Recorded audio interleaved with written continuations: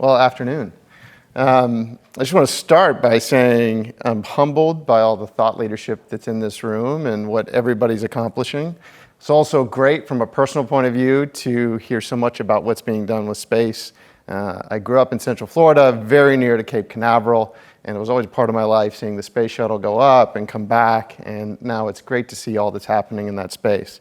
But it also reminded me of another humbling moment in life, and it really is what led me here today, which is why I'll share it with you. And I want to caveat this and warn you guys ahead of time. I am not a scientist, so the tough questions need to be asked to somebody with a doctor or a PhD after their name or before their name. So keep the easy ones for me. I'm a commercial guy. I started in the food industry, and all major pillars of the food industry, retail food for some of the biggest retailers in the world, like Target, Aldi, worked for large manufacturers, one of the largest food service distributors in the West. So I know production, I know supply chain, I know marketing, and I know consumer-facing marketing. But when I made the pivot 5 years ago to decide to do something different in my career, I wanted to have an impact. That's all I knew. And I wanted to say, how can I make that transition without completely going backwards? And ultimately was offered a position in the controlled environment agriculture industry. And I remember coming home and explaining to my 7-year-old son, and children have a way of seeing things that we can't see ourselves sometimes, simplifying in a way that's so simple, but was very humbling for me. I knew that I had to sell the kids on my new role because we were gonna have to move. And I was explaining all this cool new technology and these propagation techniques that were in controlled environments that were gonna change the way that we eat and grow things in the world today and have a sustainable approach to agriculture. And my son, after I finished 20 minutes of trying to sell this, he's 7, he looks at me, he turns his head, he said, "So what, you're gonna be a farmer?" And I stopped for a minute, I was like, yeah, I am. And I'm proud to be a farmer. But what I'm most proud about is the way in which we're changing how we farm and applying principles that have been around for millennia in a way that supports Mother Nature. And part of today is how we're gonna use some of those techniques, how I, as a farmer, am going to help, and our company is approaching the restoration economy and using that restoration economy to restore reefs and support the local economies that it's in. So coral reefs are one of the most impactful and magical ecosystems in the world. They generate almost 2.7 trillion annually in supporting the livelihoods of over 1 billion people across the world. Not to mention, almost 25% of all marine life is sustained by coral reefs. They're dying though. Since 1970s, 50% of all coral reefs have died. Over 90% are on track to die by 2050. To be honest though, it's probably a little worse than that. This last year, if any of you saw some of the news coming out of South Florida, there was massive ocean temperature rise, some high temperatures in the waters we hadn't seen in decades, and led to one of the largest bleaching events. Almost 99% of the coral was led to bleaching. So likely that 90% is probably closer to 95%, but that's the latest figure I have to reference. Even as a child, I remember I've been a scuba diver my entire life. From the time I was 13 till, in the past 20 years, I received my certification in Florida, off Key Largo. And I've come back and forth to Florida since then as a tourist and been back to the dive sites. Most recently, with coming on to Coral Vita, I've gotten in the water a whole lot more than I ever had, because now it's part of my job. So I married my hobby with my job. But I went and visited one of the areas that I had scuba dived when I was an early diver. And I got to see for myself what's happened in the 20 years since becoming certified as a teenager to today. The very reefs that I was trained on to be a diver have died away. So what can we do? How do we solve this problem? And I think that's really what prompted me to come be a part of what Coral Vita and its co-founders have created, which is a solution to coral reef restoration, but more broadly, coastal restoration, and even bigger that, a model to innovate towards ecosystem restoration beyond just the oceans, but focusing first in the oceans. What we've done at Coral Vita is developed innovation around many different areas, but there's a couple areas I want to focus on. One of the things that we had to do was rethink about how we're approaching the problem. A lot of times, this industry has been built upon a lot of philanthropic efforts by wealthy individuals, by government regulators, foundations, things that a little bit of money been given out to coral practitioners to help restore reefs, which is fantastic. And it's gotten us to where we are today with an incredible amount of learning, but it also has left a lot left to be done. The founders started by creating a company, the first of its kind and the only one, to take a commercial approach, a for-profit enterprise, to restoring reef ecosystems. We've done that by accelerating and leveraging and unlocking the power of Mother Nature. We do that through a full vertically integrated approach, from propagating and growing coral reef and then outplanting it into the oceans for it to survive. A lot of challenges with that, and we've solved a lot of those challenges with some of the technologies that we've developed. Many of the challenges are related to climate change. It's not just enough to be able to grow coral reef and care for coral reef and then put it out and hope it grows. With climate change and ocean temperature rise, we have to create resilient corals, corals that can handle the thermal pressure that the oceans are under and all the ecosystems that the oceans support. So what we've done is develop land-based coral farm technology and develop processes that can accelerate the growth of coral 50 times faster than Mother Nature. We're able to leverage AI and ML models, many of which you guys are using. We're just borrowing them in order to understand Mother Nature, determine phenotypes that are going to produce corals that will actually withstand the climate change that's already here and expected to continue. So we're able to not only generate and grow coral much faster than Mother Nature can, but also propagate coral that will withstand what's coming its way. So we've had countless innovations through developing a land-based coral farm model. In fact, we recently, in partnership with KAUST University, started operation off the coast of the Red Sea in Saudi Arabia of the largest land-based coral farm ever built. And it's one of the largest reef restoration projects ever attempted, with planning to outplant 2 million coral. Those of you familiar with what's happening in Saudi Arabia, the vision that the king has had there is to modernize by 2030, which has led to some of the world's biggest infrastructure projects, the giga projects. With that comes potential damage for the reef ecosystems. So we're there prophylactically, being able to anticipate that and actually protect the coral ecosystems that are already there. Not just the innovation around how to better grow coral, how to determine the corals are going to be resilient, how to replace them, we've also had to rethink how our business model works.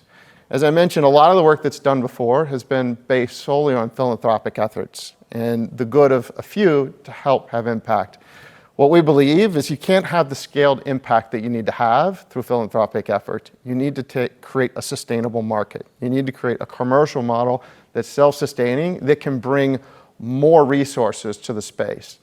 Restoring an ecosystem is huge. It's one of the biggest things. The product we make is a reef. A reef is beyond anything in this room, or it's one of those big concepts that are difficult for people to comprehend. We have to figure out more, as much as we need to innovate on how we create and grow sustainable coral, it's how do we create a market for a sustainable ecosystem restoration model. And I think a lot of what we do has been around innovating in that space. And as Will just mentioned, we were one of the first, the inaugural winner of the Earthshot Prize by Prince William, and really got credit for the innovative approach we've taken to this business model. You see the picture of him there, was down visiting our farm in the Bahamas. Took time out of his day to come plant corals off the coast of Grand Bahama. He's an incredible free diver, by the way. Very, very good. So what does that mean? It impacts more than just the reef. It's easy to see how we can impact the reef. We can grow coral, we can outplant coral, we can restore the ecosystems, but part of that is the communities that we impact along the way. And as a mission-driven company, that's very important for us. It's also a key part of the problem. Ecosystem restoration is a collective responsibility, which also in that lies the problem. Anytime there's a collective responsibility to solve a really big problem, you have diffusion of responsibility. Difficult for people to connect to it. So part of our strategy is to educate, inspire, and involve the communities we operate, because the reality is most of these coastal communities depend upon the reefs. They depend on the reefs for wave energy reduction, for defenses against storms. They depend on it for fisheries. As I mentioned, 25% of marine life comes and is sustained by reef ecosystems. And in those communities, almost all the marine life that impacts the local economy is by then. We've gone to great lengths to incorporate the local communities and the people in those communities in our model. Recently, we started up operations in order to support this project that I mentioned in Saudi Arabia. And we hired 2 of the first Saudi women to be in the coral husbandry field, in the field of marine biology. And I remember interviewing one of them, and I asked her, just fresh out of college, she said, well, I've always wanted to be a marine biologist. And I'm looking at her degree, and she says, zoology. She said, well, back when I started school, it wasn't really acceptable to go into marine biology. But here I am today, and now is an opportunity to be the first in the field of a burgeoning and infant industry that ultimately is going to have massive impact in the future. So where is the market today? As I mentioned, a lot of the market today is coming from government grants, government initiatives, regulators, and some very wealthy individuals and some big projects in the Middle East. There's roughly 18 billion in committed projects already to reef restoration. Looking towards the future, without even a fully developed industry, there's another 500 billion market potential just for reef restoration. We just have to think differently. We're thinking differently is really what sets Coral Vita apart. We're thinking differently in trying to navigate how do we capture value. We're going to create value from a business model perspective by generating reef that is able to be grown faster, resilient, and outplanted in an efficient way that ultimately reduces production costs. But how do we go and how do we pay for it? And we're creating ways and pathways now in order to do that through partnering with port infrastructure initiatives. Because there's a lot more transparency around the impact to local environments that these infrastructure initiatives have, we're able to leverage that funding that's already going to relocation to mitigate the impact of this infrastructure by leveraging it toward taking the right approach to restore and grow more than what was already there. So there's a lot more coming. We focus on ecotourism. We have thousands of tours every year that come through our farm in the Bahamas and any of other operations. It's core to our model. And then obviously there's a whole piece here around food security that I'm not even going to touch into, but we know the size of the food market internationally. So where does that leave us today? If you think about where we're at, our core belief is the value innovation is going to happen. Coral Vita makes and sells reefs. We develop new processes for unlocking the power of Mother Nature, imaging hardware and software to facilitate propagation and controlled production environments, new tech to work underwater efficiently because of the high cost of working underwater, develop an ERP system to manage production of ecological-based goods, corals, in a socially impactful way. And there's so many more other innovations to come that I can see and can borrow from this room to help bring the value and create reefs faster, better, and ultimately lower the unit production cost. It's a production mindset that's needed in order to keep costs down so we can make it affordable, so we can have a scaled impact. We're only beginning to scratch the surface here, but we are a mission-driven and purpose organization, and ultimately we want to revitalize the world's ecosystems. We acknowledge it's too large for us alone. We know that we're going to need to have the ability to leverage open source systems, open source technologies. We too also believe in providing our technologies to the industry as a whole, and not just we think the problem is too big and there's enough space once we figure out how to create and firmly put in place a market for the products that we make. We also can leverage other technologies for other industries. Coming from the controlled ag space, we acquired a company that was able to collapse the breeding cycle from 5 to 7 years of the typical breeding cycle down to 12 to 18 months.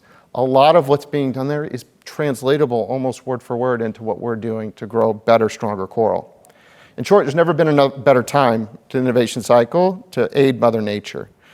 The real key is how do we value capture, innovate. If you look at companies that have done a great job of this, we need to take from their model and continue to improve. Life Straw is a perfect example of a product that creates clean water. And in a disaster relief zone or a relief zone, governments pay for that product. It's too expensive for the 780 million other people that need access to safe drinking water. they use carbon credits to help offset the cost, and they were to have a much bigger market potential. Things like that are what's going to lead the way to create a different way in which we can scale the restoration economy.